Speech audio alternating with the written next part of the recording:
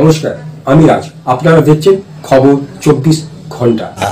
পুষ্পনগরা ব্লকের তত্ত্বাবধানে এবং দেবানন্দপুর গ্রাম পঞ্চায়েতের ব্যবস্থাপনায় আমরা আজকে ক্লিনিং ডে, পরিচ্ছন্নতা দিবস হিসাবে আমরা উদযাপন করছি।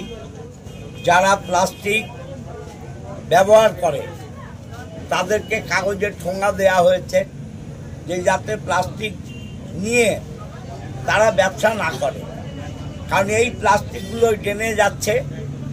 অনেক বোঝাবার পরেও মানুষ বুঝতে চাইছে না, সেটা বোঝানো হলো।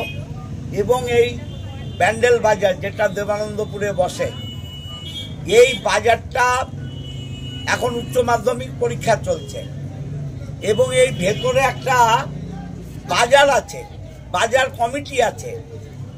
বাজার কমিটির কাছে কেউ অ্যাপ্লাই করে বসবে না, এই রাস্তা জাম করে পুরো বাজারটা বসে। এবং এখানকার যারা স্থানীয় দোকানদার, যাদের দোকান আছে, তারা পার ডে 100 টাকা 50 টাকা যার যেমন রোজগার ভাড়া দেয়। স্থানীয় লোক 90% নেই, কেউ গরিবা, কেউ নৈহাটি, কেউ নদিয়া, কেউ হাসনাবাদ, বসিরহাট লাইন থেকে লোক এসে এখানে বসে। এবং পুরো এলাকা গাড়ি যেতে পারে না, একটা ইমার্জেন্সি রুগী হসপিটালে যাবে যেতে পারে না, মানুষের জরুরি পরিষেবা যেতে পারে না, স্কুল কলেজে বাচ্চারা যাবে যেতে পারে না। আমরা আজকে